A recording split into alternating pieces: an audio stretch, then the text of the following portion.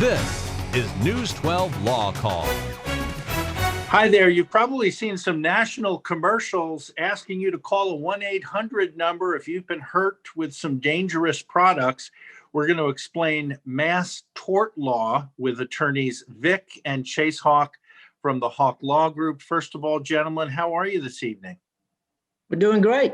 I'm doing great. Doing great, Neil. Wonderful. Have either of you teamed up at all with other attorneys and explored this area of the law? Absolutely, we have. And in fact, we're beginning as a part of our practice, giving assistance and helping people in mass torts. And that's why we're doing the program tonight. How would you, Chase, sort of define what mass torts stands for? Well, the common thing that occurs, or thing that has to occur for a mass tort litigation like this to come about, is there has to be a common issue of fact and a common issue of law that relates to all the people involved. And usually there can be one defendant and one plaintiff, but in a mass tort, usually there is one defendant and a lot of plaintiffs. Like there's a famous case with Ford Pinto. They had a gas tank that was designed when you hit it, it would actually cause the car to catch on fire and it would explode and trap everyone inside and kill them. Well, the common issue of fact was that all of these people purchased a Ford Pinto. And the common issue of law that the court had to decide was whether or not there was a design defect that caused the car to explode. So all of these plaintiffs had a very common set of facts and issues to decide in that case. And that is one of the sort of hallmarks of a mass tort litigation. Okay. Vic, Jim has a question we sort of touched on at the beginning, but it better defines really who someone should reach out to with a problem. He's got symptoms like he did see on one of those ads giving the 800 number to join a lawsuit. So how is it different from a regular lawsuit? And do you have to use the lawyer that you see on the 1-800 number, or could you use an attorney, say, from the CSRA? Yes. Jim, that's a really good question. The 1-800 numbers are just screeners. All they're doing is screening for cases, and then they refer those cases to a lawyer or lawyers that you probably don't even know halfway across the country. You can get your own lawyer to represent you in a mass tort case. That is a service that we would like to provide to our community so that you're not calling up a 1-800 number, you're calling up 706 all fours, and you get to talk to a real lawyer. Now, mass torts, and Chase did a great analogy to the Pinto cases. Basically, Ford Pinto was building cars that had the gasoline tanks on the outside of the inner frame. And so when there was a collision, the gas would leak and people would get killed as a result of the fire that followed. Now, that happened to thousands upon thousands of people. Now, the result is lawsuits were filed, say thousands of them, against Ford Pinto, but some were in California, some were in Maine, some were in Florida, some were in Indiana, some were in Georgia. So how can those claims be resolved without having thousands upon trials on each one of the cases? Well, the federal court system has developed a multi-district system so that the federal courts will actually choose one particular location to send those mass torts to. It could be Atlanta, Georgia, and all the cases involving Ford Pinto, or in today's world, in Zantac, could go through Atlanta, Georgia, and under one judge. And the judge would supervise the ongoing litigation. After that's done, the federal court will appoint a plaintiff's committee of lawyers and a defendant's committee of lawyers. And they will agree to try what they call test cases. And they'll try 1, 2, 3, 4, 5 of the cases to determine, number one, what is the likelihood of success? And number two, what is the potential damages that a jury would likely award if the case was fully litigated? Now, what that enabled us to do is to create a matrix. In other words, the plaintiffs committee and the defense committee then will decide, based on the individual facts of all those other cases, whether it's likely, unlikely, or highly likely that the plaintiff would recover, and then determine what compensation through negotiation would be fair for different types of injury. So if you have a mass tort and you file a claim and they've tried the test cases, y'all heard about the Roundup cases that were tried recently, that enables the court and the lawyers to figure out a reasonable option to avoid these tens of thousands of trials. And your compensation will be determined based on that matrix. In other words, you'll get more compensation for a broke arm than you will for a scratched thumb. You'll get more compensation for a catastrophic injury than you would for a broke arm. So that's the basics of it. And you can always call your own lawyer to file your own claim and handle it through the mass tort multi-district system. Chase, Vic just mentioned Roundup when he was explaining things, and Tara mentioned that her parents worked in the yard a lot. They used Roundup weed killer by the gallon for years and years, and now she's hearing about it causing cancer in a big lawsuit, as Vic alluded to. Mm-hmm. Chase, do you feel this is kind of the real deal? Absolutely. It's already, Monsanto has already been sued for billions of dollars with regard to this particular incident. And the reason for it is because they advertise this Roundup as safe for humans and safe for pets.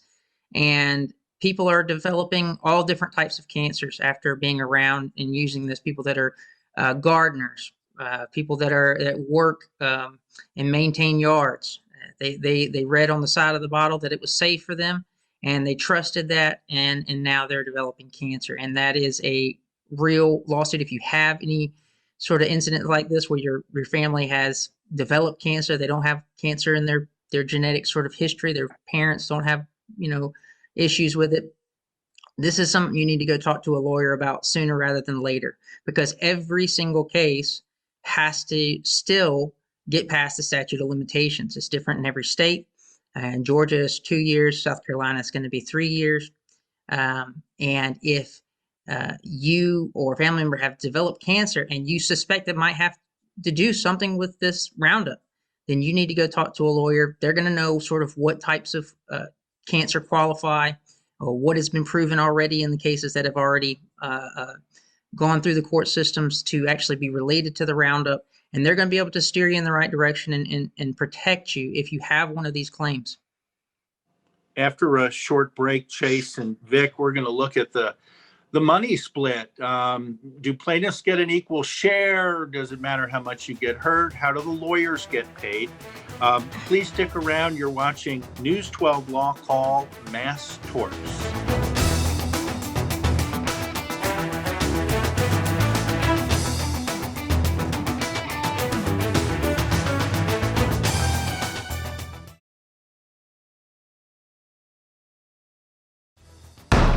Welcome back to News 12 Law Call with award-winning broadcaster Neil Gordon. And from the Hawk Law Group, attorney Vic Hawk, with more than 30 years experience and millions of dollars awarded to his clients. Attorney Reed Sanders, born and raised in Thompson and known for his strong courtroom skills. With criminal law, former police officer, now lawyer Sean Merzlach. And with South Carolina injury law, trial attorney Chase Hawk. Plus guest attorneys from across the CSRA. Your rights, your calls, live. News 12 Law Call.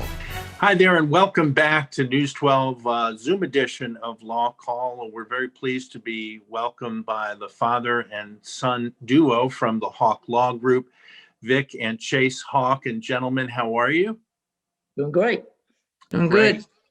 They're actually expanding their practice not only in location in Aiken, but also handling more mass tort claims. So these questions are near and dear to them and trying to help. And if you have any questions about being hurt with dangerous products, we'll have the phone number for you in the next segment. But Vic, Mary Ann says that her husband was diagnosed with silicosis a month ago. They're really struggling, and she simply would like to know if there's some legal avenues for them, since they were told it probably came from exposure at his workplace. Mm-hmm. Mary Ann, as a general rule, that's going to be considered a workers' compensation claim and not a mass tort claim. Now, if there's some identifiable product at work that contributed to that condition, then of course, there would be a separate potential tort claim against the manufacturer of the product. You know, today there is a lot of litigation concerning talcum powder, and talcum powder being used by families for many, many years as being a source for the development of ovarian cancer and fallopian tube cancer and even mesothelioma. So, Marianne, you're right to question something like that. You're right to investigate it. And it would be a good idea that if you call our office or call another trial attorney's office, you could get good advice as to whether there's a potential third-party claim outside of workers' comp. And Chase, let's dovetail on what Vic just mentioned. As Mary's been using that talcum powder really for most of her life, even with the kids when they were little, she's been diagnosed with some health trouble. Is it too late for her to join the talc lawsuit? So this is very important for people to understand, okay? Because a lot of times they will see on the news that there's a huge settlement in a particular type of case, the talc case or the Ford Pinto case, something to that effect. And they automatically think that they are not going to be able to make a claim because the lawsuit is over. That is not the case, okay? And it's not the case for a very important reason. These types of things, that the types of illnesses or injuries that you develop as a result of using these talcum powders sometimes take years to develop. You may have used this talcum powder and it might be 3, 4 years, 5 years before you develop this cancer or it's detected. And then and only then would you have known that, would you know that you could possibly have a case against the manufacturer, Johnson & Johnson, of this talcum powder. And so in theory, the actual statute of limitations begins to run when you actually use the talcum powder. But there's something called the discovery rule, and that means that the statute of limitations is told, in other words, it doesn't start actually until you should have discovered that you have a claim that relates to this talcum powder. And so in most, like I think, again, most states, there's a statute of limitations associated with personal injury. Georgia, it's 2 years. South Carolina, it's 3. And so you will have 2 years or 3 years, depending on your situation, from the date that you should have discovered that this was an issue. Now, you have to also remember that if it's all over the news and everybody in the world knows and understands when you buy a Ford Pinto that it has this defect in design, and you go out and you purchase it, and then you blow up and get burned because of it, there is going to be a defense, called assumption of the risk. That's going to be in place, and the same is going to be true of the talcum powder. If you knew or should have known that this carried a very significant risk to cause you harm, and you continue to use it anyway, that is a defense that can either cut off completely any sort of award, or at the very least, degrade the award. Okay. Speaking of awards, Vic, how do you get paid in a mass torts situation when there are hundreds or thousands of cases related to the same type of product that was dangerous? And then the folks that you represent, the plaintiffs, do they typically, like in a class action suit, get the same amount, or could you get more if you're hurt worse? Okay. I want to make this very clear to you, Preston. these are treated just like regular personal injury cases. There is no way the general public would be able to bear the cost of litigation for the losses that they have incurred, the injuries they've incurred, if we didn't have the contingent fee system. In other words, unless we're able to recover for you, you don't owe us anything. We advance the cost of filing the claim, the cost of investigation, cost of medical records, cost of medical reports, cost of experts, cost of depositions, and related court costs to that. The way the compensation is paid under a contingent fee system is a percentage of whatever the lawyer is able to get for you. If he doesn't get you anything, you don't owe him anything. And then how much you're entitled to is not equally shared. It's based on the injury to you or your family. So I talked to you about a grid or matrix before. Once the settlement is reached, there will be a grid which will analyze your use, let's just use talcum powder, over a number of years, the nature and extent of the cancer. If you develop a skin cancer that can be removed in a short period of time with little or no side effects, your compensation is going to be very low. If your cancer is an ovarian cancer that either cost your life or cost you millions of dollars in coverage, then your compensation is going to be very high. Okay, we'll leave it there for this segment. And on the other side of the break, we're going to explore things like breast implants that may or may not be defective and how that weighs into mass torts. So we'll be back with Chase and Vic on Mass Torts Night here on News 12 Law Call. We'll see you in just a few minutes.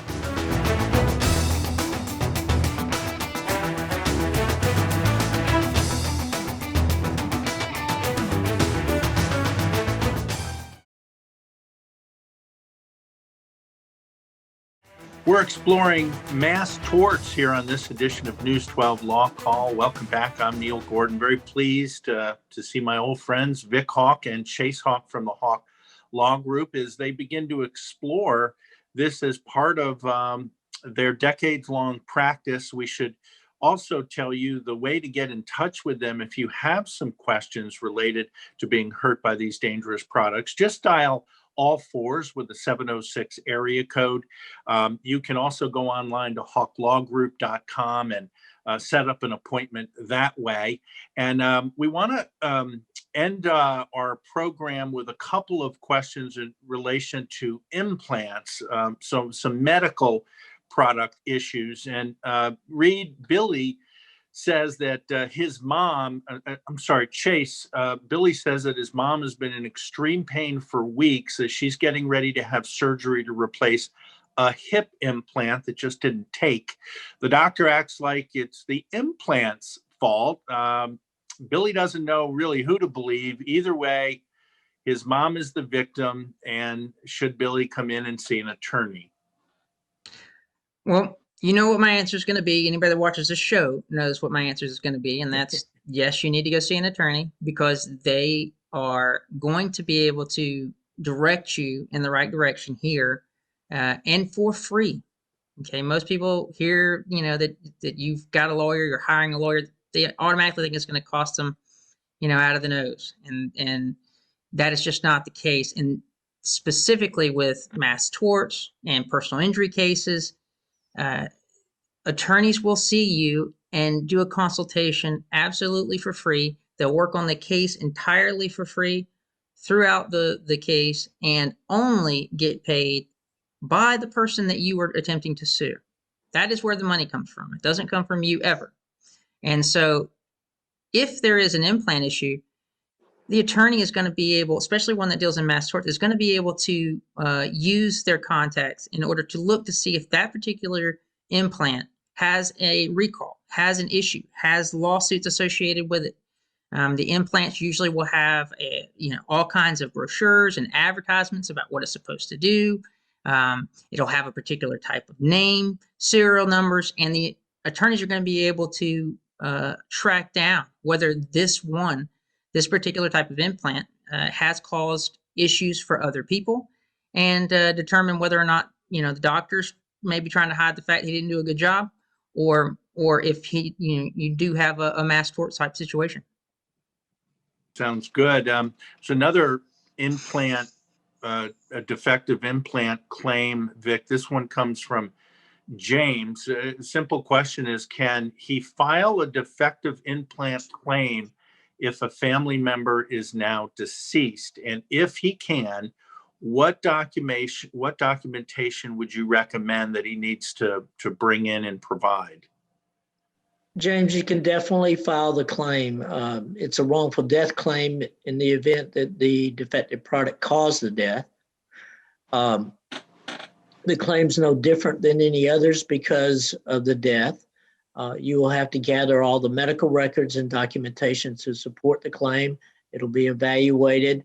And then when the case is actually settled, and I'm talking about the mass tort case is actually settled, a determination will be made as to the compensation that's fair for the product causing the death of someone, and in this case, your loved one. So don't be concerned that there has been a death. If it's related to the product, you will be able to receive compensation. Chase, real quick in the last minute, define this for Kyle. What does the term test trial mean when it comes to big court cases like this? Well, Victor explained a little bit about that earlier in the show. And so I'll let Kyle refer to Victor's earlier answer to that. But I think it's very important. What I want to touch upon is when it comes to mass torts, you can opt in and opt out. So if your case and you want to handle it separately from the other types of cases, you can do that at any time. And this is why it would be good to have local counsel, because we can tell you whether it's going to be beneficial to you to go on your own or join the mass tort. A lot of nuances. That's why you just dial all fours with the 706 area code. They're exploring this part of the law. Thank you, gentlemen.